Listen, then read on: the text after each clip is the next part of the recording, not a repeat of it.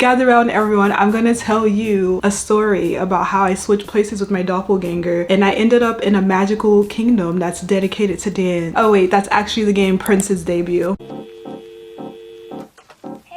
I've gone into a rabbit hole of girly pop games. I've been like popping around on different like Reddit boards to find recommendations for girly pop games that I never got the chance to play as a kid. And on one Reddit board, I saw someone mention the Prince's debut. And immediately I was intrigued because apparently it's an Otome rhythm game, which is something I've never heard of in the Otome genre. And I thought it sounded so very interesting. So I decided to give it a try and I was not disappointed. So I'm going to tell you about my kind of unhinged playthrough of the Prince's debut. But before I get started, my name is Delaney. I love talking about video games. I'm over here in this corner of the internet chilling. If you want to hang out over here and yap about video games, like and subscribe. Also, thank you so much to the channel members supporting the channel as well. And so let's get started. The Prince's debut is a game by Natsume Inc., which also did the Harvest Moon games. And it is a rhythm otome game where you play as the main protagonist, who is basically isekai'd away to a parallel universe where she has a doppelganger who wants to run away from her life as a princess because she doesn't think she can dance and she hates trying to converse with the princes that are there as well. So she basically offers to switch places with you because she would rather lead a boring life. And so you, who have been also kind of bored with your life, decide, yeah, why not? Let's do it. So you switch places with her and wackiness ensues. The initial goal of the Prince's debut, you have to practice your dance moves because there's 30 days until the big ball where you as a princess have to debut your dancing skills, but also you need to find a partner in that 30 days time. So simple enough, right? Not. When you start the game off, it doesn't have a character creator, but you do get to create your profiles and name your main character. I named mine's Luna. You also can pick her horoscope, and that is the basis of everything. Later I found out that the horoscope actually helps with your percentage. It connects to the dance partner you want to go out for. The percentage rate starts out at a certain rate depending on what your horoscope is, which I think is pretty interesting. As you are introduced into this kingdom, you have a doppelganger, which is a princess, and all of the partners that you meet are the prince that you are meeting from different kingdoms are also people that are connected to you in your regular boring life. So I'm going to introduce you to each of the partners that we have. So the first partner is Victor / Vince. He's actually Vince in this name, and he is very childish. He's actually the youngest of the group. He's a prankster, really annoying. You'll understand later. Next we have Keith / Kiefer, and he's very collected and studious, the stoic smarty pants of the group. So I didn't get Kiefer during this playthrough because he doesn't unlock until the second playthrough. So Kiefer is kind of just a question mark portrait that I never unlocked. I don't even know anything other than that. Next we have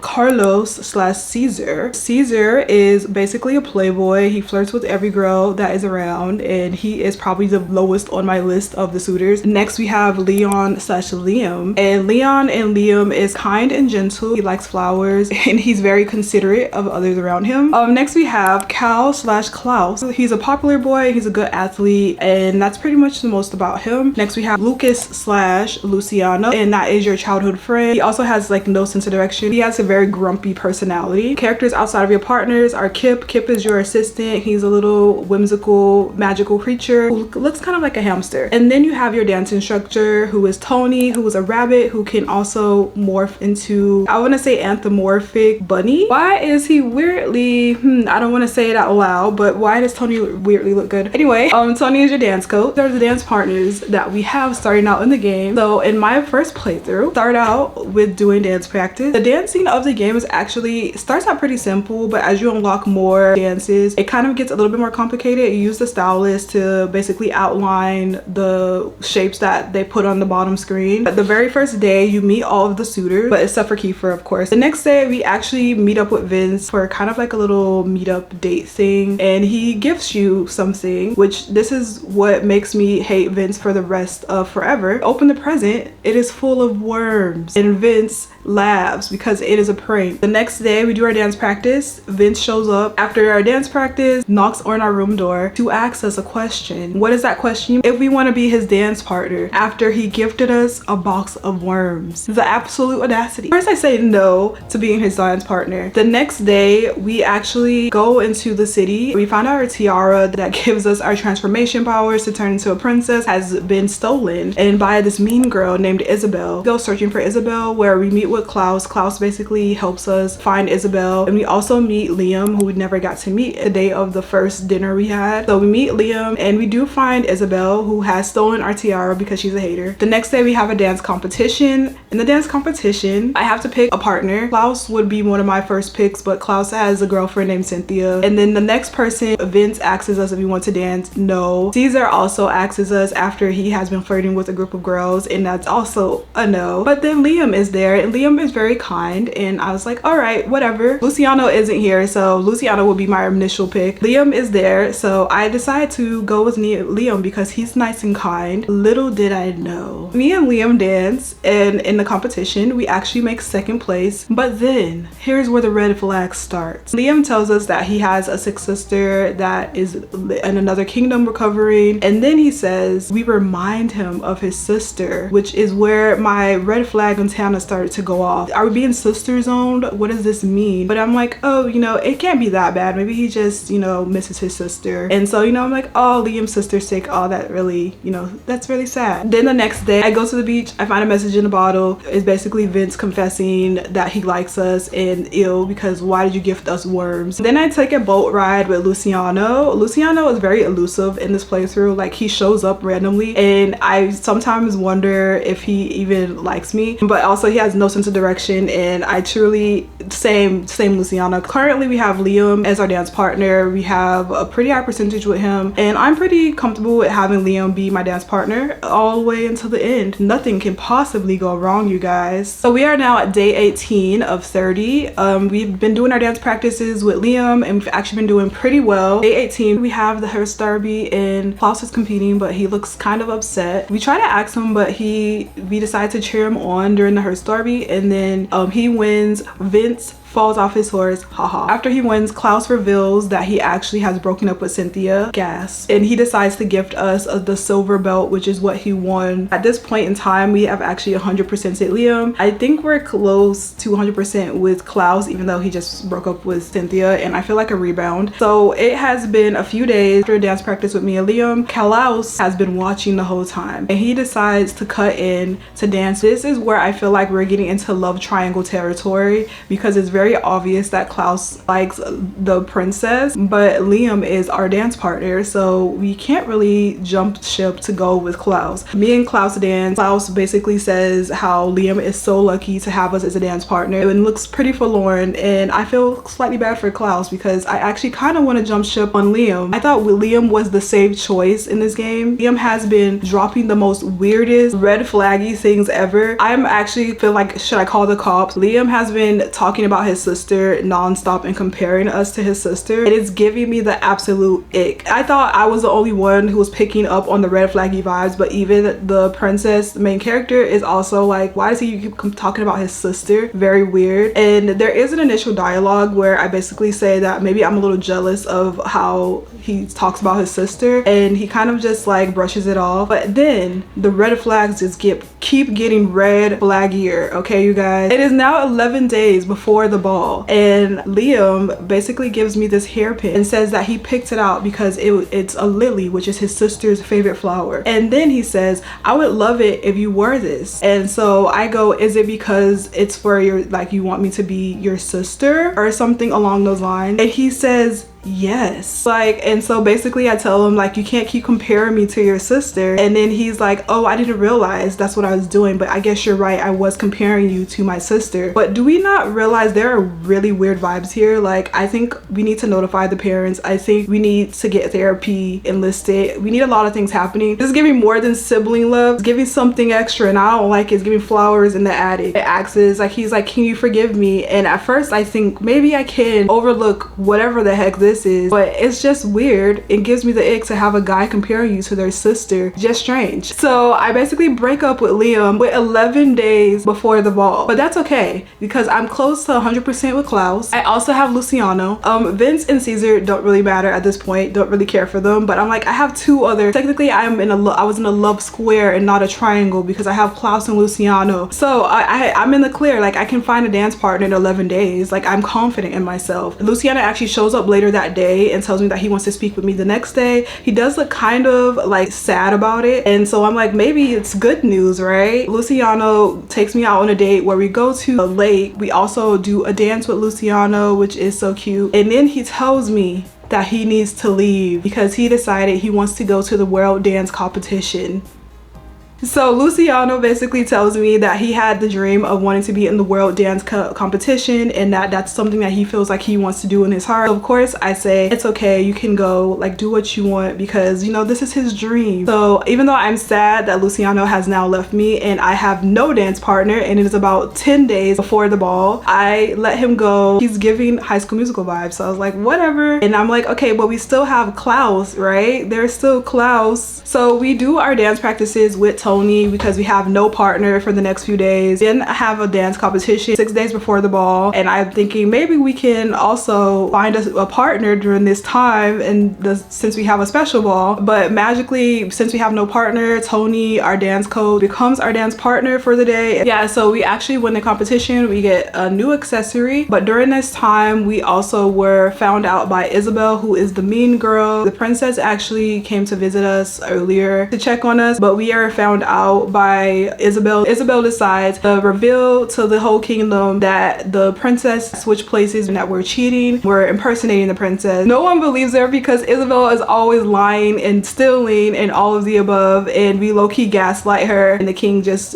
writes her off as just like always lying and trying to cause mischief. So Isabel runs out embarrassed, and it's actually kind of funny. So we have about 2 days left. I'm still trying to find a dance partner. Vince invites me to go to a forest concert with the woodland animals. Actually have a little concert. Vince cannot take a hint. Vince has asked me to be his dance partner at least 5 times already in this playthrough, and every time I say no, sorry, because Vince is a jerk. Even in the walkthrough I finally looked up while I was doing this playthrough, they also say do not feel sorry for rejecting Vince because he is a jerk, and I think that's really funny. Since we have 2 days left, we actually can do a few dates with some of the other princes. So we get a date, kind of a date with Lucas. I don't think I picked the right things for him to ask to be my partner, so he kind of is left yearning for us, it seems, because he looks sad with the answers that I gave him, but we are at 100% love with him. So I'm like, why did he not just ask me to be his dance partner? I also find Caesar, who we go on a date with as well, and Caesar basically asks us if we want to be his partner. Even though I have 2 days left, I'm still not that desperate, so I basically reject Caesar, and Caesar's reply is hilarious because he basically is like, you did not even think. We also go on a date with Vince, but it's like whatever. Liam, since you already rejected him, I don't think we have an option to do a date. Good riddance, because Liam, I just cannot believe how disappointed I am in Liam and how he turned out to be. So we now have 1 day before the ball, and I honestly am almost very desperate because Vince again asks if I want to be his dance partner, and I again reject him. I know I need a dance partner, but I'm still not desperate enough to pick Vince. Like, no way. I don't know if I'm gonna get a game over for not having a partner at the ball, or if Tony the rabbit is gonna step in for me and become my like proxy partner since I couldn't get a partner in these 30 days. I'm just like, whatever happens happens. So we go to the last day before the ball. There's a knock on my door. I think it's Vince again because this boy will not give up. But anyway, it's actually Luciano, and I am shocked because Luciano is supposed to be in the world dance competition. So Luciano returns and basically is like, I returned back from the world dance competition, let's go on a date. And I'm like, sure, please save me from whatever is gonna happen to me if I have no date for this ball. We go on a amusement park date, which is super cute, and then Luciano basically reveals that he lost the world dance competition. So sad for Luciano. But Luciano also reveals that he returned back as well because he missed me in the kingdom. He says that he would have actually won the dance competition if he was with me, and I was like, oh, that's cute. So then Luciano then says, can you be my partner for the ball? And of course I say, finally. So Luciano becomes my date for the ball with 1 day to spare. Me and Luciano go to the ball together. It is amazing. He then gifts me a hair pin that he got during his world dance competition travels. But then the guards find someone lurking in the courtyard, and it is revealed to be the princess. The princess has returned back to check on us again, and she is caught. So then it is revealed that we are, like, Isabel wasn't lying, and there are two doppelgangers, and the king wants to know what is up. The princess explains that she basically did not like dancing, and she didn't really know how to converse with all of the princes in the kingdom, so she ran away. The king then disqualifies me and Luciano from the competition, and I low-key want to fight the princess because why did she return back when she knew I told her not to come back? 30 days practicing to get to the ball, and the princess almost fumbles the whole thing. Princess actually pleads to her father to not disqualify me, since of course I did work crazy hard. Like, I actually got my artistry level. I think I got to like level 19 by the end of this, and I also think that's why Luciano came back and picked me as well, because I heard that with Luciano you have to have like a really high artistry level for him to like take you seriously, because he's so passionate about dance. So good thing I was actually working on my dance practices, otherwise I would have had no one for the ball. Even though I expect Luciano to be upset by the fact that we kind of tricked him and like I was the doppelganger the whole time, he actually revealed, I don't care that you like were a doppelganger, but you know, we've danced together and we're so good together, so like, you know, let's be partners. But then Luciano then gifts me with a diamond ring and invites me back to his kingdom. So we end up going back to his kingdom. In my mind I'm like, isn't the main character a little bit too young to be married? You do get a little cute little ending cutscene where we get to dance together, and it's kind of look like we're married, like in a wedding dress. And then it's revealed she did traveling. We went to the world dance competition. We actually waited until we were older to get married, and I got to meet Luciano's family and all that, and it was really cute. But boy, this is such a roller coaster of a game. Like, seriously, I didn't expect it to be this dramatic as it was. Like, I think it captures that like high school angst really well, because everything was so messy. I'm just so happy that Luciano pulled through in the end. It was just such a interesting game, and I honestly want to replay because I want to get the other routes, because it was just so unhinged. But I really enjoyed my time with it. Like, I really wish that I have found this as a kid. I feel like I would have played this so many times, because just the fact that you can get so many different cutscenes. I will say that I love the elements of like the rhythm and Otome, because I think like the storylines were actually pretty good. Even though I get to unlock different songs and like different dances, it did start to get a little bit repetitive, mostly because like sometimes I just wanted to just coast and do the story and not really focus on doing the dance practice, and that was the only way to like level up. So that was my only thing, because after a while I was kind of like, can I just skip the dances and get to the story? I really enjoyed my playthrough of Princess Debut, even though it was crazy unhinged. I'm still like worried about Liam and his sister, like what is going on there. But yeah, this is my playthrough of the Princess Debut. It was truly a masterpiece of a girly pop game. All right, I would really kind of want Princess Debut to get like a revamp. It would be so cool to see Princess Debut on a Switch, like having something similar, like a rhythm Otome game in the same type of vein, because I really enjoyed it so much. But anyway, you guys let me know, have you ever played Princess Debut? What was your playthrough like? I need to know. Who was your favorite character? I hope you enjoyed my recap / review of Princess Debut. Thanks so much for watching, and have a wonderful day as always, and see you guys in the next one. Bye.